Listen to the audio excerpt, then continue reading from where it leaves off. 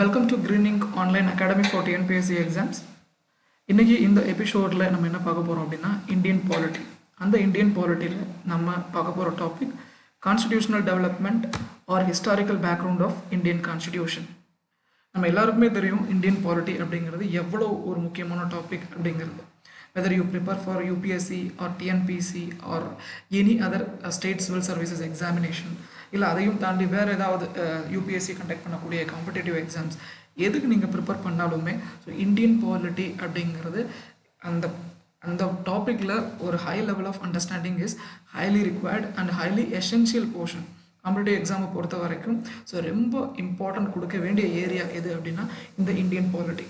ஏன்னா for example நீங்கள் யூபிஎஸ்சியோட civil services exam எழுதுறீங்கன்னு வச்சுப்போம், இல்லை டிஎன்பிஎஸ்சி நடத்தக்கூடிய குரூப் 1 ஆர் குரூப் 2 எக்ஸாமினேஷன் நீங்கள் எழுதுறீங்க அப்படின்னா ப்ரிலிம்ஸ், மெயின்ஸ் அண்ட் இன்டர்வியூ வரைக்குமே இந்த காம்படேட்டிவ் இந்த இந்தியன் பாலிட்டியோட நாலேஜ் வந்து உங்களுக்கு ரொம்ப ஹெல்ப்ஃபுல்லாக இருக்கும்.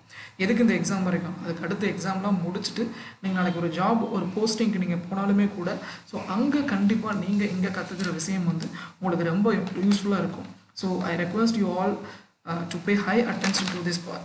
So before we move on to the topic, இந்த நம்ம என்ன டாபிக் நம்ம இன்னைக்கு சொல்லியிருக்கோம், constitutional development or historical background of Indian constitution. So அந்த விஷயங்களுக்கு போகிறதுக்கு முன்னாடி சில அடிப்படை விஷயங்களில் நமக்கு ஒரு தெளிவு இருக்கணும். ஸோ முதல் கேள்வி என்ன அப்படின்னா, எல்லோருமே கான்ஸ்டிடியூஷன் சொல்கிறோம், கான்ஸ்டிடியூஷன் ரொம்ப முக்கியமான ஒரு டாபிக் அப்படின்னு எல்லாருமே சொல்கிறாங்க. ஸோ அப்போ இந்த கான்ஸ்டிடியூஷன் அப்படின்னா என்ன அப்படிங்கிறத நம்ம பார்த்துருவோம். ஸோ பேசிக் கொஸ்டின் என்னென்னா, what is constitution, why it is required. Constitution அரசியலமைப்பு சட்டம் என்ன, அது நமக்கு தேவையா? கண்டிப்பாக அரசியலமைப்பு சட்டம் ஒரு நாட்டை நிர்வாகம் செய்வதற்கு அரசியலமைப்பு சட்டம் என்ற ஒரு சிஸ்டம் வந்து நமக்கு வேணுமா, இல்லை அந்த மாதிரி ஒரு டாக்குமெண்ட் நமக்கு வேணுமா அப்படிங்கிறத நம்ம பார்ப்போம். ஜேம்ஸ் பிரைஸ் அப்படின்ற ஒரு அரசியல் அறிவியல் அறிஞர், அவர் வந்து இந்த கான்ஸ்டிடியூஷன் அப்படிங்கிறத விளக்குறதுக்காக ஒரு அழகான உதாரணம் சொல்லியிருப்பார். அந்த உதாரணத்தை நம்மளோட சூழ்நிலைக்கு தகுந்த மாதிரி நான் கொஞ்சம் மாற்றி சொல்ல போகிறேன். சொல்லணும்னா so let me tell you a குட்டி ஸ்டோரி நண்பா. Okay, just imagine for a moment or imagine ஒரு சுச்சுவேஷனை நீங்கள் நல்லா இமேஜின் பண்ணிக்கோங்க. இப்போது கிராமத்துலேருந்து ஒரு தாத்தா, ஒரு படிப்பறிவு இல்லாத ஒரு தாத்தா என்ன பண்ணுறாரு அப்படின்னா, அவர் நிலத்தில் விளைஞ்ச காய்கறிகளை கொண்டு வந்து நியர்பை இருக்கக்கூடிய ஒரு சிட்டியில் அவர் விற்கிறதுக்காக வர்றாரு. அங்கே இருக்கக்கூடிய ஒரு சந்தையில் விற்கிறதுக்காக வராரு. அவர் கடை போட்டுக்கிட்டு கடையிலலாம் செட் பண்ணிகிட்டு இருக்காரு. அந்த நேரம் பார்த்து எங்கேருந்தோ ஒருத்தர் வராரு. நான் வந்து ஐயா, இந்த இடத்துல நீங்கள் கடை போடணும் அப்படின்னா நகராட்சிக்கு தேவையான வரியை நீங்கள் கட்டின பின்னாடி தான் நீங்கள் வந்து இந்த இடத்துல கடை போட முடியும். அந்த வரியை வந்து வசூலிக்கக்கூடிய உரிமை எனக்கு நகராட்சி கொடுத்துருக்கு. அதனால் முதல் நீங்கள் ரசீது வாங்கிக்கோங்க, வரி கட்டிட்டு ரசீது வாங்கிக்கோங்க, அதுக்கப்புறம் நீங்கள் கடையை போடுங்க அப்படின்னு வந்து தாத்தாட்ட அவர் கேட்குறாரு. உடனே அந்த தாத்தா என்ன பண்ணுறாரு, நான் எதுக்கு வரி கட்டணும், அது எதுக்கு உங்கள்கிட்ட கட்டணும், ஸோ வரி கட்டுறதுக்கான உரிமை வந்து உங்களுக்கு, நீங்கள் தான் என்கிட்ட கேட்கணுங்கிற உரிமை உங்களுக்கு யார் கொடுத்தது அப்படின்னு தாத்தா அந்த நபர்கிட்ட கேட்குறாரு. ஸோ அந்த நபர் என்ன சொல்கிறார் அப்படின்னா, ஐயா, இங்கே நகராட்சியில் இருந்து ஒரு தீர்மானம் போட்டு அந்த தீர்மானம் தான் எனக்கு இந்த வரி வசூலிக்கக்கூடிய உரிமையை எனக்கு கொடுத்துருக்கு அப்படின்னு அவர் சொல்கிறார். உடனே அந்த தாத்தா என்ன பண்ணுறாரு அப்படின்னா அடுத்த கொஸ்டின் வைக்கிறார். அப்போது நகராட்சிக்கு அந்த உரிமையை நகராட்சிக்கு அந்த வரி வசூலிக்கக்கூடிய உரிமையை கொடுத்தது யார் அப்படின்னு கேட்குறாங்க. இது ஒரு கான்வர்சேஷன், ஒரு 2 பேருக்கு இடையில நடக்கக்கூடிய ஒரு கற்பனை உரையாடல் தான் நம்மளோட அண்டர்ஸ்டாண்டிங்காக. உடனே அந்த நபர் என்ன சொல்கிறார் அப்படின்னா, ஐயா, மாநில அரசு சட்டம் இயற்றி, மாநில அரசு இதுக்குன்னு ஒரு சட்டம் வச்சுருக்காங்க, அந்த சட்டம் தான் இந்த நகராட்சிக்கு இந்த வரி வசூலிக்கக்கூடிய உரிமையை கொடுத்துருக்கு அப்படின்னு அந்த நபர் வந்து அந்த தாத்தாட்ட சொல்கிறாரு. உடனே அந்த தாத்தா என்ன பண்ணுறாரு, அப்போ மாநில அரசுக்கு இந்த அதிகாரத்தை கொடுத்தது யார் அப்படின்னு கேட்குறாரு. உடனே இந்த நபர் என்ன சொல்கிறாரு, மாநில அரசுக்கு இந்த அதிகாரத்தை கொடுத்தது யார் அப்படின்னு சொல்கிறீங்கன்னா, மாநில அரசுக்குன்னு ஒரு சட்டமன்றம் இருக்குது இல்லைங்க. நம்ம 5 வருஷத்துக்கு ஒரு தடவை நம்ம வந்து ஓட்டு போட்டு நம்மளுடைய தொகுதிக்கான ஒரு உறுப்பினர் நம்ம சட்டமன்றத்துக்கு அனுப்புகிறோம் பார்த்தீங்களா, அந்த சட்டமன்ற உறுப்பினர்கள் சட்டமன்றத்தில் இந்த வரி வசூலிக்கக்கூடிய உரிமை, நகராட்சி நிர்வாகம் பற்றி சம்பந்தமான சட்டங்களை இயற்றுறாங்க. அந்த சட்டம் தான் நகராட்சிக்கு இந்த உரிமையை கொடுத்துருக்கு அப்படின்னு சொல்கிறாரு. உடனே அவர் என்ன பண்ணுறாரு அப்படின்னா, நீ என்னப்பா பெரிய பெரிய வார்த்தையெல்லாம் பேசுகிற, சட்டம் சொல்கிற, அரசாங்கம்னு சொல்கிற, ஸோ இந்த நீ வரி வாங்கிக்க அப்படின்னு அவர் கொடுத்துருவார். இதுதான் எல்லாருக்குமே நடக்கும். ஏன் அப்படின்னா, ஸோ நம்ம எல்லாருமே சட்டத்துக்கு கட்டுப்பட்டு தான் நடக்கணும், அதுவும் அரசாங்கம் தான் சட்டம் இயற்ற முடியும் அப்படிங்கிற ஒரு basic understanding irrespective of education. நம்ம படிச்சிருந்தாலும் சரி படிக்கலைனாலும் சரி எல்லாருக்குமே இது ஒரு தெளிவான ஒரு புரிதல் இருக்கும், அடிப்படை புரிதல் இருக்கும். ஏன்னா சட்டத்துக்கு நாம் கட்டுப்பட வேண்டும், அந்த சட்டத்தை இயற்றக்கூடிய உரிமை அரசாங்கத்துக்கு உண்டு அப்படிங்கிற ஒரு பேசிக் அண்டர்ஸ்டாண்டிங் எல்லாருக்குமே இருக்கும். உடனே அவர் வந்து அந்த வரி கட்டிடுறாரு அந்த நபர்கிட்ட. ஆனால் ஒருவேளை இந்த கொஸ்டின் அடுத்து அவர் என்ன கேட்குறாரு அப்படின்னா, ஒருவேளை அவர் கேட்டிருந்தாருன்னா என்ன கொஸ்டின் கேட்குறாரு அப்படின்னா, அப்படி அந்த சட்டமன்றத்துக்கு அந்த அதிகாரத்தை கொடுத்தது யார் அப்படின்னு அவர் கேட்குறாரு. உடனே அந்த நபர் என்ன சொல்றாரு அப்படின்னா, ஐயா, வெள்ளைக்காரங்க ஆட்சி செய்யும் போது நம்ம வந்து ஒரு அந்த அரசியல் சட்டம் அப்படின்னு சொல்லி ஒன்று ஆட்சி அவங்க போகிற டைமில் வந்து நமக்கு அரசியல் சட்டம் ஒன்று இயற்றுவதற்காக ஒரு அரசியல் நிர்ணய சபை அப்படின்னு ஒன்று ஆரம்பித்தாங்கல்ல, அவங்கெல்லாம் சேர்ந்து வந்து ஒரு அரசியல் அமைப்பு சட்டம் அப்படின்னு ஒன்று உருவாக்கியிருக்காங்க. அந்த அரசியல் அமைப்பு சட்டம் தான் ஒவ்வொரு மாநில அரசாங்கத்திற்கும் தேவையான அதிகாரத்தை கொடுத்துருக்கு அப்படின்னு சொல்கிறாரு. ஓ அப்படியா, அப்போ இதுலேருந்து நமக்கு தெரியறது என்ன அப்படின்னா, ஒரு அரசியலமைப்பு சட்டம் அப்படிங்கிறது ஒரு அரசாங்கம் என்ன செய்ய வேண்டும், அவரோட அடிப்படை கடமை என்ன, அவரோட அடிப்படை உரிமை என்ன, அவர்களுக்கு என்னென்ன அதிகாரம் மக்கள் மேல் உண்டு அப்படின்னு சொல்லக்கூடிய ஒரு மூலப்பத்திரம் அப்படிங்கிற ஒரு அண்டர்ஸ்டாண்டிங் நமக்கே இப்போ தெரிஞ்சிருக்கு. ஓகேவா? இப்போ அடுத்து அந்த தாத்தா என்ன பண்ணுறாரு அப்படின்னா, அப்போ அரசியலமைப்பு சட்டம் அப்படின்னா அது பெரிய இதா, அதுக்கு அந்த அதிகாரத்தை கொடுத்தது யார் அப்படின்னு அவர் கேட்குறாரு. உடனே இந்த என்ன சொல்கிறார் அப்படின்னா அந்த நபர் அவருக்கு தெளிவாக புரிய வைக்கிறாரு. ஐயா, இந்திய மக்களாகிய நாங்கள் 1949 நவம்பர் மாதம் 26ஆம் நாள் எங்களுடைய அரசியல் நிர்ணய சபையால் உருவாக்கி இதனால் இந்த அரசியல் சட்டத்தை எங்களுக்கு நாங்களே ஏற்றுக்கொள்கிறோம் அப்படின்னு மக்களாகிய நாம் தான் அந்த அரசியலமைப்பு சட்டத்துக்கு தேவையான அதிகாரத்தை நம்ம கொடுத்துருக்கோம். ஸோ இங்கே அல்டிமேட் என்னன்னா, நம்ம இந்த அரசியலமைப்பு சட்டத்துக்கு கட்டுப்பட்டு நடப்போம் அப்படிங்கிறத நம்ம முன்னாடியே எழுதி கொடுத்துட்டோம். ஸோ அதனால நம்ம எல்லாருமே ரூல் பண்ணுறது இந்த அரசியலமைப்பு சட்டம், ஐ மீன் த ரூல் ஆஃப் லா. இந்த ரூல் ஆஃப் லா அப்படின்னா என்ன, அது என்னென்ன சொல்ல வருது அப்படிங்கிறத கண்டிப்பாக நம்ம அப்கமிங் செஷன்ஸில் நம்ம பார்ப்போம். இப்போ நீங்களே இப்போ அரசியலமைப்பு சட்டத்தை நீங்கள் எடுத்தீங்க அப்படின்னா அதோட முதல் பக்கமே பார்த்தீங்கன்னா ப்ரியாம்பிள் அப்படின்னு ஒன்று இருக்கும், பார்த்துருக்கீங்களா? ஸோ அந்த ப்ரியாம்பிள் அது டீட்டெயிலாக கொடுத்துருப்பாங்க.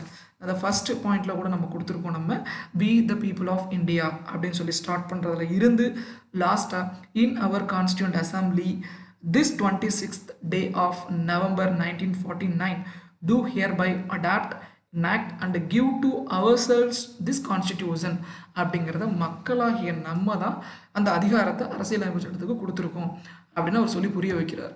ஸோ இதிலிருந்து நமக்கு என்ன தெரிய வருது அப்படின்னா, இந்த அரசியலமைப்பு சட்டம் அப்படிங்கிறது தான் இந்த ஒட்டுமொத்த நாட்டு நிர்வாகத்திற்கு இருக்கக்கூடிய ஒரு மூலப்பத்திரம் அப்படிங்கிற ஒரு அண்டர்ஸ்டாண்டிங் நமக்கு வருது. ஸோ இதுதான் அரசியலமைப்பு சட்டம் அப்படிங்கிறதுக்கு ஒரு தெளிவான ஒரு விளக்கம்.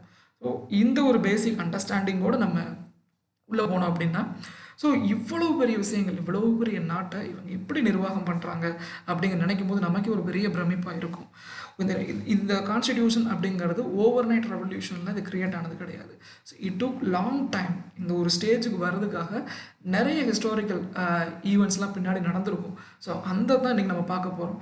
இது எப்படி வந்து இந்த எவாலுவேட் ஆகி இந்தியன் இண்டிபெண்டன்ஸ் ஆக்ட் வரைக்கும் வந்தது அப்படிங்கிறத பார்க்கணும். அதுதான் இன்றைக்கி கிளாஸோட அப்ஜெக்டிவ். ஸோ ஒரே புக்கில் எப்படி சொல்லியிருக்காங்க, இந்த கம்ப்ளீட் அட்மினிஸ்ட்ரேஷனாகவே ஒரு கான்ஸ்டிடியூஷன் அப்படின்ற ஒரு புக்கில் எப்படி அவங்க அடக்கியிருக்காங்க அப்படிங்கிறதுக்கு தெரிஞ்சுக்கணும் அப்படின்னா, அதை புரிஞ்சுக்கணும் அப்படின்னா, ஸோ இருந்து இதுக்கு முன்னாடி நம்ம பிரிட்டிஷ் காலத்தில் இருந்தே நடந்த எல்லா ஈவெண்ட்ஸையும் கொஞ்சம் கொஞ்சமாக புரிஞ்சுட்டு வந்தால் மட்டும்தான் ஒரு ப்ராப்பர் அண்டர்ஸ்டாண்டிங் நமக்கு இருக்கும். நான் எப்போவுமே நம்ம கிளாஸஸில் சொல்கிறது என்னன்னா, ஸோ மாதா, பிதா, குரு, தெய்வம் இந்த 4 பேருக்கு வந்து நம்ம என்றைக்குமே வணங்கணும் அப்படிங்கிறது நம்ம ஸ்கூலில் எல்லாமே சொல்லி கொடுத்துருப்பாங்க. But according to me, so மாதா, பிதா, குரு, தெய்வம் இதோடு சேர்த்து வைக்கக்கூடிய மிக முக்கியமான ஒன்று என்னென்னா இந்த கான்ஸ்டிடியூஷன் அல்லது கண்ட்ரி. இதுக்கு நம்ம தலை வணங்கணும் அப்படிங்கிறத நம்ம சேர்த்துக்கணும். அந்தளவுக்கு ஒரு இம்பார்ட்டண்ட்டான ஒரு போர்ஷன் தான் அந்த இம்பார்ட்டண்ட்டான ஒரு எல்லோராலும் வணங்கப்படக்கூடிய ஒரு முக்கியமான ஒரு அம்சம் தான் இந்த கான்ஸ்டிடியூஷன் அப்படிங்கிறது. ஈவன் இந்த வருடம் honourable prime minister of Narendra Modi second time அவங்க உள்ளே போகும்போது கூட பாராளுமன்றத்துக்கு போகும்போது இந்த இந்தியன் கான்ஸ்டிடியூஷனை வணங்கி தான் உள்ளே போனார். அது அவருக்கு மட்டும் அல்ல, ஹானரபிள் பிரைம் மினிஸ்டருக்கு மட்டும் அல்ல, இந்தியாவில் இருக்கக்கூடிய எல்லாருமே கண்டிப்பாக போற்றி வணங்கக்கூடிய ஒரு மதிப்புமிக்க ஒரு பொருள் அப்படின்னா இந்த இந்தியன் கான்ஸ்டிடியூஷன் தான் அப்படிங்கிறது. ஸோ அதை ஒரே லைனில் சொல்லணும் அப்படின்னா, த ரூல் ஆஃப் லா, இங்கே சட்டத்தின் ஆட்சி தான் நடக்குது அப்படிங்கிறத நமக்கு ஒரு இன்சூரன்ஸ் கொடுக்கறதே இந்த கான்ஸ்டிடியூஷன் தான். However you so high the law is above you. இதுதான் சிம்பிளாக ரூல் ஆஃப் லா அப்படின்னு நம்ம சொல்லலாம். கண்டிப்பாக we will be discussing that in the upcoming sessions. Rule of law இது நம்ம where we have taken this concept அப்படிங்கிறலாம் பின்னாடி கண்டிப்பாக பார்ப்போம். ஓகே, இந்த ஒரே வருஷத்தில் நம்ம சொன்ன மாதிரி ஓவர் நைட் ரெவல்யூஷன் அது நடக்க கிடையாது. கொஞ்சம் கொஞ்சமாக டெவலப் ஆகி தான் இப்போ நம்ம கையில் இருக்க இந்தியன் கான்ஸ்டியூஷன் உருவானது. ஸோ அந்தளவுக்கு ஒரு புனிதமான ஒரு கான்ஸ்டியூஷனை எப்படி உருவாக்குனாங்க, ஸோ அதோட சம்மந்தப்பட்ட வரலாற்று விஷயங்கள், அதாவது ஹிஸ்டாரிக்கல் பேக்ரவுண்ட் என்ன அப்படிங்கிறத பற்றி தான் நீங்கள் நம்ம பார்க்க போகிறோம். 1600 நம்ம எல்லாருக்குமே தெரியும் 1600வது வருடம் தான் ஆங்கிலேயர்கள் இந்த இந்தியாவுக்கு வந்து வாணிபம் செய்ய வராங்க அப்படிங்கிறது எல்லாரோட அக்செப்ட் பண்ண ஒரு டேட்டா. ஓகே, ஸோ இங்கே முதல்ல அவங்க வந்தது வந்து ஒரு வாணிபம் செய்வதற்கு மட்டும்தான் அவங்க வந்தாங்க. அப்போ என்ன பண்ணுறாங்க அப்படின்னா, பிரிட்டிஷ் ஆட்சி வர்றதுக்கு முன்னாடி கொஞ்சம் ஒரு வரலாற்று பின்னணியும் நம்ம சொல்லிட்டு டாபிக் உள்ள போனோம் அப்படின்னா ஸோ ரொம்ப ரொம்ப இன்ட்ரெஸ்டிங்காக இருக்கும். பிரிட்டிஷ் ஆட்சி இந்தியாவில் வர்றதுக்கு முன்னாடி ஸோ நார்தன் இந்தியாவில் பெரும்பாலான பகுதி நிலப்பரப்பு ஆண்டவர்கள் யாருன்னு பார்த்தீங்கன்னா மௌரியர்களும் குப்தர்களும் தான். ஸோ இது எல்லாமே நம்ம ஹிஸ்ட்ரி கிளாஸில் கண்டிப்பாக பார்ப்போம். அப்புறம் 17ஆம் நூற்றாண்டில் பார்த்திங்கன்னா ரொம்ப கொடிகட்டி பறந்த ஒரு சாம்ராஜ்யம் வந்து முகாலய சாம்ராஜ்யம், அதுவும் நம்ம எல்லாருக்குமே தெரியும். ஆனால் அப்படி ஏற்பட்ட முகாலய சாம்ராஜ்யம் அவுரங்கசீப் இறந்ததுக்கு பின்னாடி அந்த சாம்ராஜ்யம் கொஞ்சம் கொஞ்சமாக சரிய ஆரம்பிச்சிருச்சு. அதே நேரத்தில் பிரிட்டிஷ் கிழக்கிந்திய கம்பெனி என்ன பண்ணாங்க அப்படின்னா, ஸோ அவங்க கம்பெனி இப்போ வியாபார நிமித்தமாகத்தான் இந்த இந்தியாவுக்கே அவங்க வராங்க. ஓகே, ஸோ அவங்க இங்கே வந்த பின்னாடி இங்கே நடக்கக்கூடிய விஷயங்கள், அரசியல் போட்டிகள், சமஸ்தானங்களுக்கு இடையே இருக்கக்கூடிய வாரிசுரிமை போட்டிகள், இதெல்லாம் பார்த்துட்டு நம்மளோட வீக்னஸை வந்து அவங்க அழகாக புரிஞ்சுக்கிட்டாங்க. ஸோ அவங்க உள்ளே வந்தப்போ ஒரு வாணிபம் செய்கிறதுக்காக வந்தவங்க 3 பிளேசஸில் அவங்களோட எஸ்டாப்ளிஷ்மெண்ட் வந்து எஸ்டாப்ளிஷ் பண்ணுறாங்க. அது நம்ம எல்லாருக்கும் தெரியும், மெட்ராஸ், பாம்பாய் அண்ட் கல்கத்தா. இந்த 3 இடத்துல அவங்களோட எஸ்டாப்ளிஷ்மெண்ட் வந்து ஒரு செட்டில் ஆகுறாங்க. ஸோ கொஞ்சம் கொஞ்சமாக அவங்க டெவலப் ஆன பின்னாடி ஸோ கடல் கொள்ளையர்கள்ட்ட இருந்து நம்ம வந்து இப்போ ஒரு கம்பெனி நம்ம ஆரம்பிச்சிட்டோம், ஸோ நம்மளோட கம்பெனியை நம்ம எப்படி காப்பாற்றிக்கணும் அப்படிங்கிறதுக்காக கடல் கொள்ளையர்கள் இருக்காங்க பார்த்தியா, அவங்கள்ட்ட இருந்தும் ஸோ மற்ற ஐரோப்பிய நாடுகள், இப்போ நம்ம பிரிட்டிஷ் மட்டும் கிடையாது, டச், மற்றவங்க ஃப்ரெஞ்சுக்காரங்க எல்லாருமே வந்திருந்தாங்க. ஸோ இந்த போட்டியெல்லாம் சமாளிக்கிறதுக்கு நமக்குன்னு ஒரு கம்பெனி ஃபோர்ஸ், ஒரு மிலிட்ரி சர்வீஸ் நமக்கு வேணும் அப்படிங்கிறதுக்கான உரிமையையும் நாணயம் அச்சடிக்கக்கூடிய உரிமையையும் ஸோ கம்பெனி என்ன பண்ணுறாங்க, இந்த British East India company so இங்கிலாந்தில் இருக்கக்கூடிய அவங்களோட ஹெட் குவார்ட்டர்ஸில் கேட்டு ஒரு உரிமையை வாங்கிக்கிறாங்க. இங்கே லோக்கலில் இருக்கக்கூடிய சில முக்கியமான அரசுகளிடம் பேசி இதற்கான உரிமை நாங்கள் கம்பெனி வச்சுருக்கோம், ஸோ எங்களை பாதுகாத்துக் கொள்வதற்காக நாங்கள் வந்து ஒரு இராணுவ அமைப்பு வந்து உருவாக்கிக்கணும் அப்படின்னு சொல்லி ஒரு உரிமையை அவங்க வாங்கிடுறாங்க. ஓகேங்களா, ஸோ அந்த இராணுவத்தை சொந்தமாக இராணுவ வச்சக்குள்ள உரிமையை வாங்கியாச்சு பார்த்தீங்களா. ஸோ அது வரைக்கும் நம்ம உண்மையிலே நம்மளுடைய போர்க்கருவிகள் அப்படின்னு பார்த்தீங்க அப்படின்னா வேலும் வேல் இப்படி தான் ஒரு ட்ரெடிஷ்னல் செட்டப் தான் நம்மகிட்ட இருந்தது. ஆனால் இவங்க எல்லாம் மிலிட்டரியில் பார்த்தீங்க அப்படின்னா ரொம்ப ஹெவி வெயிட்டான ஒரு எக்யூப்மெண்ட்ஸ், பீரங்கி, இந்த மாதிரி கன்ஸ், இந்த மாதிரி அதிகமாக யூஸ் பண்ணுற ரொம்ப ஹை எஃபெக்டிவ் மிஷினரிஸ் அவங்க யூஸ் பண்ணதை பார்த்து நம்ம ஆளுங்க எல்லா பேரும் கொஞ்சம் வாயை பிளந்துட்டாங்க. ஸோ இதில் இருந்து நம்மளோட என்னடா இவங்க வந்து புதுசு அதை வச்சுருக்காங்க அப்படின்னு வாயை பழக்க ஆரம்பிச்சிட்டாங்க. இதுவே வந்து அவங்களுக்கு ஒரு ஹெட் வைட் மாதிரி சொல்லுவாங்க பார்த்தீங்களா, ஒரு பெரிய செருக்கை வந்து பிரிட்டிஷ்காரங்களுக்கு கொடுக்குது. அதன் பிறகு சும்மா இல்லாமல் ஸோ நம்மகிட்ட மிலிட்ரி ஃபோர்ஸ் இருக்குது பார்த்தீங்களா, அந்த மிலிட்ரி ஃபோர்ஸை வச்சு பக்கத்தில் இருக்கக்கூடிய இந்திய சமஸ்தானங்கள் இருக்குது பார்த்தீங்களா, அவங்களோட நிர்வாகத்தில் மூக்க நுழைச்சிட்டு ஸோ நீங்கள் பக்கத்தில் இருக்க உங்களோட சண்டை போடுங்க, ஸோ நாங்கள் உங்களுக்கு சப்போர்ட் பண்ணுறோம் அப்படின்னு எல்லாரையும் தூண்டி விட ஆரம்பித்தாங்க. ஒரு சைடு பார்த்திங்கன்னா ஃப்ரெஞ்சுக்காரங்க ஒரு சில சமஸ்தானங்களை சப்போர்ட் பண்ணுறதும், ஒரு சைடு பார்த்திங்க அப்படின்னா பிரிட்டிஷ்காரங்க சப்போர்ட் பண்ணுறதும், இப்படி தான் ஒரு வழியாக போயிட்டே இருந்தது. ஸோ இவங்க கொஞ்சம் கொஞ்சமாக உள்ளே நுழைஞ்சு இவங்களோட நிர்வாகத்தை புரிஞ்சுக்க போது தான் தெரிஞ்சது. ஸோ இவங்க எல்லாருமே வந்து பிரிஞ்சு தான் இருக்காங்க, நம்மளால் ஈஸியாக வந்து இந்த நாட்டை கவர் பண்ணிட முடியும் அப்படிங்கிற ஒரு நம்பிக்கை வந்து அவங்களுக்கு வருது. போய் சும்மா இல்லை எல்லா பற்றியுமே சண்டையில் இருக்கிறத உசுப்பேற்றி வருவாங்க, நீங்கள் போய் சண்டை போடுங்க, ஒரு பிரச்சனை இல்லை, நாங்கள் உங்களுக்கு வந்து சப்போர்ட் பண்ணுறோம் அப்படிங்கிறத உள்ள கொஞ்சம் கொஞ்சமாக இந்திய சமஸ்தானத்தில் இருந்த சின்ன சின்ன அரசர்கள் இருக்காங்க பார்த்தீங்க, அவங்களோட நிர்வாகத்தில் பூரா உள்ள தலையிடுறாங்க. இப்போ என்ன ஆயிடுச்சு அப்படின்னா, இப்போ அப்படியே கொஞ்சம் கொஞ்சமாக அடுத்த உள்நாட்டு விவகாரத்தை தலையிட்டு நாடாளனும் அப்படிங்கிற ஒரு ஆசை வந்து இந்த பிரிட்டிஷ் ஈஸ்ட் இந்தியா கம்பெனிக்கு வருது. ஒரு கவிப்பேரரசு வைரமுத்து அவர்கள் கூட வந்து அவங்களோட புக்கில் அழகாக சொல்லியிருப்பார். ஏன்னா மாவீரன் அலெக்சாண்டர் வந்தப்போ கூட நம்ம இந்திய சிந்து நதிக்கு கிளை நதியான ஒரு வேதஸ்தாங்கிற வரவிடாமல் மாவீரன் புருஷோத்தமன் வந்து போரிட்டான். இது நம்மளுடைய வரலாற்று செய்தி. ஓகே, ஏன்னா அலெக்சாண்டர் கையிலையும் வாழ் இருந்தது, நம்ம கையில் வந்தவன் கையிலும் வாழ் இருந்தது, நம்மவன் கையிலும் வாழ் இருந்தது. அதே போல் அதுக்கு பின்னால் மண்ணுக்காக நடந்த பல போர்களிலும் வெளிநாட்டுக்காரங்க நம்ம பாரத நாட்டுக்கு வந்த போர் புரிந்த போயும் சரி, நம்ம வந்து ஈஸியாக மீண்டுட்டோம் மீண்டுட்டோம். அது காரணம் என்ன அப்படின்னா, வந்தவன் கையிலும் வாள் இருந்தது, நம்மவன் கையிலும் வாள் இருந்தது அப்படின்னு சொன்னார். ஆனால் இந்த பிரிட்டிஷ் ஐரோப்பியர்களுக்கு கீழே நம்ம அடிமைப்படும் போது மட்டும்தான் 2 நூற்றாண்டுகளாக வந்து இந்தியா அடிமைத்தனத்திலேருந்து மீள முடியலை. காரணம் என்ன அப்படின்னா, நம்மவன் கையில் வாள் இருந்தது, வந்தவன் கையில் பீரங்கி இருந்தது. ஸோ இதுதான் நிதர்சனமான உண்மை. ஸோ அவங்களோட ஹெவி வெயிட் எக்யூப்மெண்ட்ஸை பார்த்து நம்மளே வந்து ஒரு இன்ஃபீரியராக ஃபீல் பண்ண ஆரம்பிச்சிட்டோம். ஸோ இதுக்கடுத்து பார்த்தீங்கன்னா சில பல விஷயங்கள் ஒரு நடக்குது. என்னென்னா, ஸோ ராபர்ட் கிளைவ், ஸோ இந்த டீட்டெயில்டான ஹிஸ்ட்ரி வந்து ஹிஸ்ட்ரி கிளாஸில் நம்ம பார்ப்போம். என்னென்ன திங்ஸ் வந்து இந்த டாபிக் ரிலேட்டடோ அதை மட்டும் நான் இப்போ சொல்லிட்டு இருக்கேன். ராபர்ட் கிளைவ் ரூல் பண்ணும்போது ஒரு டியூவல் சிஸ்டம் கொண்டு வர, இரட்டை ஆட்சி முறை அப்படிங்கிற ஒரு டயார்கின்னு சொல்லுவாங்க பார்த்தீங்களா. ஸோ இரட்டை ஆட்சி முறை அப்படிங்கிற ஒரு நிர்வாக முறையை கொண்டு வந்தார். அப்போ என்ன, அந்த நிர்வாக முறையோட பாசிட்டிவ் நெகட்டிவ்ஸ் எல்லாமே நம்ம டிஸ்கஸ் பண்ணுவோம் ஹிஸ்ட்ரி கிளாஸில். பட் சிம்பிளாக சொல்லணும் அப்படின்னா, இந்த ஒரு டியூவல் சிஸ்டம் அப்படிங்கிறது ஃபெயிலியர், டியூவல் கவர்மெண்ட் அப்படிங்கிறது ஃபெயிலியரான சிஸ்டம். ஸோ அவர் கிளைவ் வந்து ராபர்ட் கிளைவ் இந்தியா விட்டு வெளியே போனதுக்கப்புறம் ஒரு 3 ஆண்டுகள் கழித்து வங்காளத்தில் வந்து மிகப்பெரிய பஞ்சம், ஒரு பெங்காலில் ஒரு பெரிய ஃபெமைன் வந்து வருது. ஸோ 1770. ஸோ இதில் 1/3 ஆஃப் பீப்புள் வந்து இந்த பஞ்சத்துக்கு வந்து பலியாயிடுறாங்க. ஸோ இந்த இரட்டை ஆட்சி முறையில் என்ன பண்ணியிருப்பாங்கன்னா, இங்கிலீஷ் திவான்ஸ் அண்ட் இந்தியன் நிஜாம்ஸ் அப்படின்னு 2 பேருக்குமே அதிகாரம் கொடுத்துருப்பாங்க. ஸோ கடைசியாக வாரன் ஹாஸ்டிங்ஸ் வந்து உள்ளே வரும்போது இந்த பஞ்சத்துக்கான காரணம் என்ன அப்படின்னு யாராவது ஒருத்தர் கேட்கும்போது இவங்க 2 பேருமே மாற்றி ஒருத்தருக்கு குற்றம் சொல்லிக்கிட்டாங்க. உடனே வாரன் ஹாஸ்டிங்ஸ் வந்து புரிஞ்சுக்கிட்டாரு. ஸோ இங்கே வந்து சிஸ்டமே வந்து சரியில்லை, சிஸ்டம் தான் ரொம்ப தப்பு, இந்த சிஸ்டமை நம்ம மாற்றணும் அப்படிங்கிற ஒரு தாட்டுக்கு வந்துடுறாரு. இந்த சிஸ்டம்னால, இந்த டியூவல் கவர்மெண்ட் அந்த சிஸ்டம்னால அரசாங்கத்துக்கும், அரசாங்கம் கிடையாது, அந்த பிரிட்டிஷ் ஈஸ்ட் இந்தியா கம்பெனிக்கும் பெரிய வருவாய் இழப்பு வந்து ஏற்படுது. ஸோ இதை சரி கட்டணும் அப்படின்னா என்ன பண்ணலாம் அப்படின்னு வாரன் ஹாஸ்டிங்ஸ் வந்து யோசிக்கிறார். உடனே பிரிட்டிஷ் கவர்மெண்ட்டை அவர் வந்து ரெக்வஸ்ட் வைக்கிறாரு. ஸோ இந்த தவறான ஒரு அப்ரோச்னால தான், இந்த ஒரு இம்ப்ளிமெண்டேஷனால் பிரிட்டிஷ் ஈஸ்ட் இந்தியா கம்பெனிக்கு நிறைய இழப்பு வந்துருச்சு. எனவே இதை நாங்கள் சரி செய்யணும் அப்படின்னா எங்களுக்கு 1 மில்லியன் பவுண்ட் வந்து கடனாக கொடுங்க அப்படின்னு சொல்லி பிரிட்டிஷ் அரசிட்ட கேட்குறாரு. ஃபர்ஸ்ட் டைம் வந்து இந்த கம்பெனியோட ப்ராப்ளம் வந்து பிரிட்டிஷ் இந்தியா கவர்மெண்ட் பார்க்குறாங்க. என்ன தான் நடக்குது இந்தியாவில் அப்படிங்கிறத முதலாக கவனிக்க வச்சது இந்த 1770 நடந்த இந்த சில விஷயங்கள் தான். அப்போ தான் இந்தியா என்ன பண்ணுறாங்க அப்படின்னா, பிரிட்டிஷ் கவர்மெண்ட் என்ன நினைக்குது அப்படின்னா, ஓகே இவங்க 1 லட்சம் பவுண்ட் வந்து கேட்குறாங்க அப்படின்னா உடனே நம்ம கொடுக்க முடியாது, யாருமே கொடுக்க மாட்டாங்க பார்த்தீங்களா. ஸோ அப்போ அங்கே என்ன நடக்குது அப்படிங்கிற நம்ம தெரிஞ்சுக்கணும்னு சொல்லிட்டு சில கமிட்டிஸ்லாம் ஃபார்ம் பண்ணி சில டேட்டா கலெக்ட் பண்ணுறாங்க.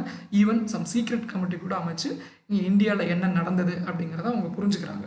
ஸோ அவங்க புரிஞ்ச பின்னாடி தான் அவங்க ஒரு முடிவு போகிறாங்க. பிரிட்டிஷ் கவர்மெண்ட் ஒரு வியாபார நிறுவனமாக இருந்த வரைக்கும் எந்த பிரச்சனையுமே கிடையாது. ஆனால் என்றைக்கு வந்து நீங்கள் மக்களை ஆளணும், அங்கே இந்தியாவில் நிலப்பரப்பை நீங்கள் ஆளணும்னு நீங்கள் நினச்சிட்டிங்களோ, ஸோ அப்போவே அவங்க வந்து உங்களுக்கு ஒரு கடிவாளம் போடணும் அப்படின்னு பிரிட்டிஷ் பார்லிமெண்ட் இந்த விஷயத்தை தலையிடுறாங்க. அப்படி தலையிடும் போது உருவான ஒரு சட்டம் தான், இந்த ரெகுலேட்டிங் ஒழுங்குமுறை சட்டம். ஒரு ஒழுங்குபடுத்துவாங்க கம்பெனியோட ஆக்டிவிட்டீஸை ஒரு ஒழுங்குபடுத்துறதுக்காக கொண்டு வரப்பட்ட சட்டம் தான் இந்த ரெகுலேட்டிங் ஆக்ட் 1773. அந்த வருஷத்தில் தான் கொண்டு வந்திருப்பாங்க. அதில் என்னென்ன சொல்லியிருக்காங்க அப்படின்னு பார்த்தீங்கன்னா, ஃபர்ஸ்ட் அண்ட் ஃபார்மோஸ்ட் பாயிண்ட் என்னென்னு பார்த்தீங்கன்னா, address the problem of company in India. இப்போ நம்ம இவ்வளோ நேரம் டிஸ்கஸ் பண்ண பார்த்தீங்களா, இந்த கம்பெனியில் என்ன பிரச்சனைகள் இருக்கிறது அப்படிங்கிறத பிரிட்டிஷ் கவர்மெண்ட் தெரிஞ்சுக்கிட்டது இந்த விஷயங்கள் மூலமாக தான். ஓகேங்களா. அடுத்தது address the problem of dual system of governance. நம்ம டிஸ்கஸ் பண்ண பார்த்தீங்களா, இந்த ராபர்ட் கிளைவ் இன்ட்ரடியூஸ் பண்ண டியூவல் சிஸ்டம் வந்து அதோட ஃபெயில்யூர், அதோட ப்ளஸ் மைனஸஸ் எல்லாத்தையுமே வந்து வாரன் ஹாஸ்டிங்ஸு பிரிட்டிஷ் கவர்மெண்ட்டை சொல்லிடுறாரு. அடுத்தது இதெல்லாம் கம்ப்ளீட்டாக வந்து ஒரு ஸ்டடி பண்ணிட்டு தான் அவங்க ஒரு ஃபைனல் டிசிஷனுக்கு வராங்க. The first step of government control in India. So கொஸ்டின்ஸில் அடிக்கடி கேட்பாங்க, the first step of government control in India. எப்போ வந்து பிரிட்டிஷ் கவர்மெண்ட்டோட இன்வால்மெண்ட் இந்தியாவில் இருந்தது, ஃபஸ்ட்டு ஸ்டெப் எது அப்படின்னா இந்த ஆஃப்டர் ரெகுலேட்டிங் ஆக்ட் ஆஃப் 1773 தான். ஸோ நம்ம எல்லாருமே நினச்சிட்டு இருப்போம் 1858 அப்புறம் தான் நம்ம கம்ப்ளீட்டாக பிரிட்டிஷ் கவுண்ட்ரியில் போவோம். இப்போ வந்து பார்த்தீங்க அப்படின்னா இப்போயே பிரிட்டிஷ் உள்ளே வந்துருவாங்க, பட் ஃபுல்லாக வராமல் பார்ஷியலாக அவங்களோட வந்து கொஞ்சம் அட்லீஸ்ட் கொஸ்டின் பண்ண ஆரம்பிப்பாங்க, ஒரு வாட்ச் பண்ண ஆரம்பிப்பாங்க. அது வரைக்கும் ரொம்ப இண்டிபெண்ட்டாக ஒரு ஆட்டோனமஸ் பாடி மாதிரி இந்த ஈஸ்ட் இந்தியா கம்பெனி ஆக்ட் பண்ணிகிட்டு இருந்தாங்க. பட் இந்த 1773 ரெகுலேட்டிங் ஆக்டுக்கு அப்புறம் ஸோ பிரிட்டிஷ் கவர்மெண்ட்டும் இவங்களோட ஆக்டிவிட்டீஸை வாட்ச் பண்ண ஆரம்பித்தாங்க. அவங்க வந்து இந்த கம்பெனியோட ஆக்டிவிட்டீஸை கொஞ்சம் கண்ட்ரோல் பண்ணணும், ஒரு ரெகுலேட்டர் நம்மகிட்ட இருக்கணும். நம்ம எப்படி வீட்டில் வந்து ரெகுலேட்டர்னு சொல்கிறோம் பார்த்தீங்களா, ஸ்பீட் இன்க்ரீஸ் ஸ்பீட் டிக்ரீஸ், அந்த மாதிரி ஒரு ரெகுலேஷன் வந்து நம்ம கண்ட்ரோலில் தான் இருக்கணும் அப்படிங்கிறத பிரிட்டிஷ் பார்லிமெண்ட் டிசைட் பண்ணுறாங்க. ஸோ இதுதான் வந்து first step of government control in India. எதுன்னு கேட்டால் ரெகுலேட்டிங் ஆக்ட் 1773. அடுத்தது first step of British government to regulate. நம்ம இப்போ தான் டிஸ்கஸ் பண்ண பார்த்தீங்களா. So regulate the affairs of East India company. இந்த 2 பாயிண்ட்ஸுமே வந்து ஒன்றுக்கு ஒன்று கப்போல்டு தான். அதுக்கடுத்து என்ன பண்ணுறாங்க அப்படின்னா, ஸோ இதெல்லாம் ஓகே. ஸோ நம்ம வந்து நாங்கள் சில ப்ரொவிஷன்ஸ் உங்களுக்கு கொடுக்குறோம், அதன்படி நீங்கள் வந்து இந்தியாவில் இருக்கக்கூடியதை நீங்கள் கவனிங்க அப்படின்னு சொல்கிறாங்க. ஸோ பிரசிடென்சிஸ் பாம்பே, மெட்ராஸ் நமக்கு தெரியும். ஃபேமஸான பிரசிடென்சிஸ் 3 தான், பாம்பாய், மெட்ராஸ் அண்ட் கல்கத்தா. இந்த 3 பிரசிடென்சிஸ் தான் இங்கே இருக்கும். அப்போ என்ன பண்ணுறாங்க அப்படின்னா, இந்த 3க்கும் சேர்த்து கல்கத்தாக்கு கீழே கொண்டு வர்றாங்க. கல்கத்தா தான் சுப்ரீம் பவர் அப்படிங்கிற மாதிரி ஒரு சிஸ்டம் வந்து அவங்க ஃப்ரேம் பண்ணுறாங்க. ஸோ இது வந்து இந்த ரெகுலேட்டிங் ஆக்டில் இருக்கக்கூடிய ரொம்ப முக்கியமான ஒரு கீ பாயிண்ட். ஈவன் நம்ம முன்னாடி டிஸ்கஸ் பண்ண address the problem of company in India, அது ஓகே.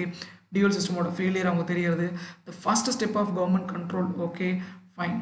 ஸோ இந்தியாவில் முதலாக மத்திய அரசு, I mean centralisation of power அப்படிங்கிறது எப்போ, ஒரு சென்ட்ரல் அட்மினிஸ்ட்ரேஷன் எப்போ கொண்டு வராங்க அப்படின்னா இந்த ரெகுலேட்டிங் ஆக்ட் 1773 தான். ஓகேங்களா. ஸோ அது வரைக்கும் பம்பாய் தனியாக, சென்னை மெட்ராஸ் பிரசிடென்சி தனியாக, கல்கத்தா தனியாக இருந்தாங்க. ஸோ இந்த 3க்குமே ஒரு ரெகுலேட் பண்ணி, ஸோ கல்கத்தா தான் ஹெட். ஸோ கீழே பம்பாய் அண்ட் மெட்ராஸ் வந்து இவங்களுக்கு கீழே, கல்கத்தா பிரசிடென்சி கீழே தான் ஒர்க் பண்ணணும் அப்படிங்கிறத அவங்க கவர்மெண்ட் வந்து டிக்ளேர் பண்ணுறாங்க.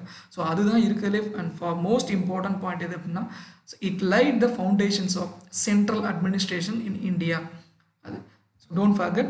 அடுத்தது என்ன பண்ணுறாங்க அப்படின்னா, கவர்னர் ஆஃப் பெங்கால். அது வரைக்கும் எல்லா போஸ்டிங்ஸும் பார்த்தீங்கன்னா governor of Bengal. Even Warren ஹாஸ்டிங்ஸே உள்ளே வரும்போது பார்த்தீங்க அப்படின்னா கவர்னர் ஆஃப் பெங்கால், இல்லைன்னா கவர்னர் ஆஃப் ஃபோர்ட் வில்லியம்ஸ் அப்படின்னு நம்ம சொல்லலாம். அந்த போஸ்டிங்கில் தான் அவர் வருவார். ஓகே. ஸோ இவர் வந்த பின்னாடி தான் இங்கே இருக்கக்கூடிய பிரச்சனைகள் எல்லாத்தையுமே பிரிட்டிஷ் கவர்மெண்ட்டுக்கு அவர் தெரிவிக்கிறார். உண்மையிலே வேரன் ஹாஸ்டிங்ஸ் எக்ஸலண்ட் அட்மினிஸ்ட்ரேட்டர். அவரை பற்றி நீங்கள் டீட்டெயில்ஸ் இப்போ நான் ஹிஸ்ட்ரி கிளாஸில் படிச்சிங்கன்னா நல்லா தெரியும். ஸோ இதெல்லாம் பார்த்த பின்னாடி என்ன பண்ணுறாங்க அப்படின்னா, முதலாக ஒரு மத்திய அரசு, ஒரு சென்ட்ரல் அட்மினிஸ்ட்ரேஷன் செட்டப் க்ரியேட் பண்ணுறாங்க பார்த்தீங்களா. ஸோ அப்போ அதுக்கு ஹெட்டு மாதிரி யாரை போடலாம். ஹெட் அப்படின்னா கண்டிப்பாக அவரோட பவர்ஸ் எல்லாம் அவங்க டிஃபைன் பண்ண கிடையாது. ஸோ ஒரு போஸ்டிங், ஒரு ரோல் அண்ட் டெசிக்னேஷன் சொல்லுவாங்க, ரோல் வந்து அவங்களுக்கு கொடுக்குறாங்க. என்ன அப்படின்னா, கவர்னர் ஆஃப் பெங்கால் இருக்க ஒரு இனிமேல் என்னவா இருக்குன்னா governor general of all British territories in India அப்படிங்கிறத கொண்டு வராங்க. பட் அவருக்கு பதவி வந்து கொடுக்கல. ஓகேங்களா, கவர்னர் ஜெனரல். அடுத்தது அந்த கவர்னர் ஜெனரலுமே வந்து நம்ம ஒரு கொடுத்தோம்னா அது ஒரு மோனோபோலி மாதிரி ஆகிடும். அப்படிங்கிறனால என்ன பண்ணுறாங்க அப்படின்னா, அந்த கவர்னர் ஜெனரலை அசிஸ்ட் பண்ணுறதுக்கு ஒரு எக்ஸிக்யூட்டிவ் கவுன்சிலை வந்து செட் பண்ணுறாங்க. ஸோ அந்த எக்ஸிக்யூட்டிவ் கவுன்சிலில் எத்தனை மெம்பர்ஸ் இருப்பாங்கன்னா 4 மெம்பர்ஸ். ஸோ இதுக்கு அடுத்து வர்றதில்ல, இந்த செட்டப்பில் தான் வந்து அடுத்தடுத்து வரக்கூடிய ஆக்ட்ஸில் எல்லாத்துமே கொஞ்சம் அமெண்ட் பண்ணுவாங்க. எத்தனை கவர்னர் ஜெனரலோட எக்ஸிக்யூட்டிவ் கவுன்சில் 4 மெம்பர்ஸ் இருந்தாங்களா, 3 மெம்பர்ஸ் இருந்தாங்களா, இல்லை 3லேருந்து திரும்ப இன்க்ரீஸ் பண்ணாங்களா, இல்லை அதில் எத்தனை நாமினேஷன் மெம்பர்ஸ் இருந்தாங்களா, பெர்மனன்ட் மெம்பர் இருந்தாங்களாங்கிறது தான் அடுத்தடுத்த ஆக்ட்ஸ்லாம் நம்ம பார்ப்போம். ஸோ டோன்ட் ஃபர்கெட், இந்த இதில் நம்ம தெரிஞ்சுக்க வேண்டிய மிக முக்கியமான key point, laid the foundation of central administration. இந்தியாவில் முதலாக மத்திய அரசு அப்படிங்கிறது உருவானது இந்த ரெகுலேட்டிங் ஆக்ட் 1773 அப்புறம் தான். அதுக்கப்புறம் governor of Bengal, governor general. Governor of பெங்கால்ங்கிறது கவர்னர் ஜெனரலில் ப்ரமோட் பண்ணுறாங்க. அந்த கவர்னர் ஜெனரலை வந்து அசிஸ்ட் பண்ணுறதுக்கு எக்ஸிக்யூட்டிவ் கவுன்சில் அப்படின்னு ஒன்றும், அந்த எக்ஸிக்யூட்டிவ் கவுன்சிலில் 4 மெம்பர்ஸ் இருப்பாங்க. ஸோ அதுக்கடுத்து பார்த்தீங்கன்னா சுப்ரீம் கோர்ட் அப்படிங்கிறத எஸ்டாப்ளிஷ், ஐ மீன் ஃபெடரல் கோர்ட் அப்படின்னு சொல்லுவாங்க. பார்த்தீங்கன்னா ஒரு சுப்ரீம் கோர்ட் வந்து எஸ்டாப்ளிஷ் பண்ணுறாங்க. இதில் ஆஃப்டர் ரெகுலேட்டிங் ஆக்டில் ஒரு சுப்ரீம் கோர்ட் எஸ்டாப்ளிஷ் பண்ணுறதுக்கும், ஒரு 4 இடத்த ஒரு 2 பேரை ஒருத்தர் கீழே ஒர்க் பண்ணுங்க அப்படின்னு நம்ம சொன்னாலே கண்டிப்பாக ஒவ்வொரு பிரசிடென்சிக்கு இடையில ஃப்ரிக்ஷன் வர்றதுக்கான வாய்ப்புகள் அதிகம். ஸோ அப்படி ஏதாவது பஞ்சாயத்து வந்தது அப்படின்னா அதை தீர்த்து வைக்கிறதுக்கான ஒரு ஜுடிஷியரி சிஸ்டம், ஒரு ஜுடிஷியல் செட்டப் நமக்கு வேணும். அப்படிங்கிறனால சுப்ரீம் கோர்ட் வந்து எஸ்டாப்ளிஷ் பண்ணுறாங்க. அது எங்கே எஸ்டாப்ளிஷ் பண்ணுறாங்க அப்படின்னா கல்கத்தாவில் சர் எலிஜா இம்பே அவர் தான் வந்து ஃபர்ஸ்ட் சீஃப் ஜஸ்டிஸாக அங்கே இருப்பார். அடுத்தது, ஸோ சிம்பிளாக நீங்கள் சொல்லணும் அப்படின்னா, இந்தியாவோட மாடர்ன் கான்ஸ்டிடியூஷனல் ஹிஸ்ட்ரி பிகின் எங்கள் ரெகுலேட்டிங் ஆக்ட் 1773 இருந்து. ஸோ உங்களுக்கு ஒருவேளை இன்டர்வியூவில் கேட்டாலோ இல்லை வேறு எங்கேயாவது மெயின்ஸில் கொஸ்டின்ஸ் கேட்டாலோ நீங்கள் எழுத வேண்டிய முக்கியமான கீ பாயிண்ட்ஸ்லாம் இதுதான். So modern constitutional history begin எங்கேருந்து, மாடர்ன் ஒரு என்ன சொல்ல நவீன அரசியலமைப்பின் ஒரு வரலாறு எங்கேருந்து தொடங்கியது அப்படின்னு கேட்டாங்க அப்படின்னா இந்த ஒழுங்குமுறை சட்டம் 1773 தான் ஸ்டார்ட் ஆச்சு அப்படிங்கிறத நம்ம கிளியராக சொல்லலாம். ஸோ இப்போ நம்ம என்னென்ன பாயிண்ட்ஸ் நம்ம பார்த்தோம், ப்ராப்ளம் ஆஃப் கம்பெனி, என்ன கம்பெனியில் என்ன ப்ராப்ளம் அப்படிங்கிறத முதலாக பிரிட்டிஷ் கவர்மெண்ட் தெரிஞ்சுக்கிறாங்க. பிரிட்டிஷ் கவர்மெண்ட்டோட control, first step of government control in India, கவர்மெண்ட்டோட இன்வால்மெண்ட் முதலாக இந்த ரெகுலேட்டிங் ஆக்ட் 1773 அப்புறம் தான் எஸ்டாப்ளிஷ் ஆகுது. அதுக்கு ஃபுல்லாக பிரிட்டிஷ் க்ரௌன் கீழே போனது பார்த்தீங்கன்னா நம்ம ஆஃப்டர் 1858 அந்த ஃபர்ஸ்ட் வார் ஆஃப் இண்டிபெண்டன்ஸ்க்கு அப்புறம் தான் போவாங்க. பட் இப்போயே வந்து அவங்க கொஞ்சம் கொஞ்சமாக உள்ளே வர ஆரம்பிச்சிருவாங்க. ஸோ ஈஸ்ட் இந்தியா கம்பெனியோட இம்பார்ட்டன்ஸ் இதுக்கப்புறம் பார்த்தீங்கன்னா கொஞ்சம் கொஞ்சமாக கம்மியாகிட்டே வரும். ஓகே, அதுக்கடுத்து பார்த்தீங்கன்னா இந்த பிரசிடென்சி பாம்பே மெட்ராஸ் எல்லாமே பிரசிடென்சி எதுக்கு கீழே ஒர்க் பண்ணணும், subordinate to the presidency of Calcutta. So அதை விட மிக முக்கியமான ஒரு பாயிண்ட், இந்தியாவில் முதலாக மத்திய அரசு அப்படின்னு உருவானது இந்த ரெகுலேட்டிங் ஆக்ட் 1773க்கு அப்புறம் தான். கவர்னர் ஆஃப் பெங்கால் கவர்னர் ஜெனரல்னு ப்ரமோட் ஆகிறாரு, கன்ஃபர்ட் ஆகிறாரு. அப்புறம் அவரை அசிஸ்ட் பண்ணுறதுக்காக ஒரு எக்ஸிக்யூட்டிவ் கவுன்சில், அந்த எக்ஸிக்யூட்டிவ் கவுன்சிலில் எத்தனை மெம்பர்ஸ் இருப்பாங்கன்னா 4 மெம்பர்ஸ் இருப்பாங்க. தென் எஸ்டாப்ளிஷ்மெண்ட் ஆஃப் சுப்ரீம் கோர்ட். நம்ம சொன்னோம் பிரச்சனைகள் ஏதாவது உங்களுக்கு வந்துச்சு அப்படின்னா இந்த அட்மினிஸ்ட்ரேஷன் செட்டப்பில் உங்களுக்கு எனி ப்ராப்ளம் அரைசஸ் அப்படின்னா நீங்கள் வந்து you can reach out to supreme court. ஒரு ஜுடிஷியல் செட்டப் இருக்கணும் அப்படிங்கிறனால சுப்ரீம் கோர்ட் அப்படிங்கிறத ஒன்று எஸ்டாப்ளிஷ் பண்ணுறாங்க. எங்கே, கல்கத்தாவில். இந்த மாடர்ன் கான்ஸ்டியூஷனல் ஹிஸ்ட்ரி இங்கே இருந்து தான் ஸ்டார்ட் ஆகுது. இதை ஏன் நான் நான் உங்களுக்கு சொல்லிக்கிட்டே இருக்கேன் அப்படின்னா, ஸோ நாங்கள் ப்ராக்டிஸ் பண்ணும்போது ஷேடோ ப்ராக்டிஸிங் அப்படின்னு ஒரு மெத்தட் வச்சுருப்பாங்க. ஸோ கற்றலில் கேட்டல் நன்று அப்படின்னு சொல்லுவாங்க பார்த்தீங்களா. ஸோ இப்போ நான் சொன்ன கதைகள் எல்லாத்தையும் நீங்கள் கேட்டுக்கிட்டு எந்த புக் எதையுமே எடுக்காமல் கண்ணை மூடிட்டு நமக்கு ரெகுலேட்டிங் ஆக்ட் 1773 அப்படின்னா என்னென்ன பாயிண்ட்ஸ்லாம் நம்மளால் கொண்டு வர முடியும் அப்படிங்கிறத நீங்களே செக் பண்ணி பார்த்துக்குங்க. ஏன் இந்த மெத்தடை வந்து நான் ஸ்ட்ராங்காக ரெஃபர் பண்ணுறேன் அப்படின்னா, இப்போது டிஎன்பிஎஸ்சி எக்ஸாம்ஸ்க்கு ப்ரிப்பேர் பண்ணுறவங்க எல்லாருமே என்ன பண்ணுறாங்க அப்படின்னா ப்ரிலிமினரியை மட்டும் தான் ஃபோக்கஸ் பண்ணி அவங்க ப்ரிப்பேர் பண்ணிகிட்டு இருக்காங்க.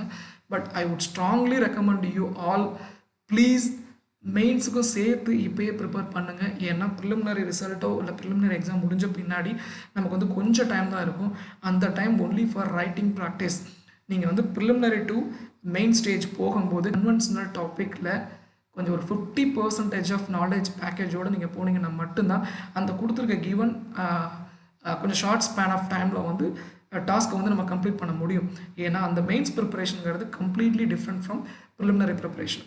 எல்லோரும் என்ன பண்ணுறாங்க அப்படின்னா ஒரு ஆப்ஷன் கொடுத்து நான் எழுதிடுவோம் அந்த மாதிரி தான் சில பேர் மோஸ்ட் ஆஃப் கேண்டிடேட் பார்த்தீங்கன்னா இப்படி தான் ப்ரிப்பேர் பண்ணிகிட்டு இருக்காங்க. ஸோ அப்படி நீங்கள் எதுவும் ப்ரிப்பேர் பண்ணாமல் மெயின்ஸை மைண்டில் வச்சுக்கிட்டே நீங்கள் பண்ணுங்கள். மெயின்ஸில் ஒரு வேளை இந்த ரெகுலேட்டிங் ஆக்ட் பற்றி கொஸ்டின் கேட்டாங்க அப்படின்னா என்னால் எழுத முடியுமா அப்படிங்கிறத நீங்கள் மைண்டில் யோசிச்சு பாருங்கள். ஸோ அதனால தான் இவ்வளோ டீட்டெயிலாக நம்ம அனலைஸ் பண்ணுறது. திரும்ப என்னென்ன சொன்னோம், என்னென்ன பாயிண்ட்ஸ் நம்ம சொன்னோங்கிறத நீங்கள் ரீகால் பண்ணிக்கிட்டே இருங்க அப்படி சொல்கிறதுக்கான காரணமும் இதுதான். பார்த்தீங்கன்னா லாஸ்ட்டாக நடந்த குரூப் 1 மெயின்ஸில் இந்த கொஸ்டின் கேட்டிருக்காங்க. 1773 ஆண்டு 1773ஆம் ஆண்டு ஒழுங்குமுறை சட்டத்தின் முக்கிய சரத்துக்களை விவாதி அப்படின்னு சொல்லியிருக்காங்க. Discuss the important provisions of the regulating act of 1773.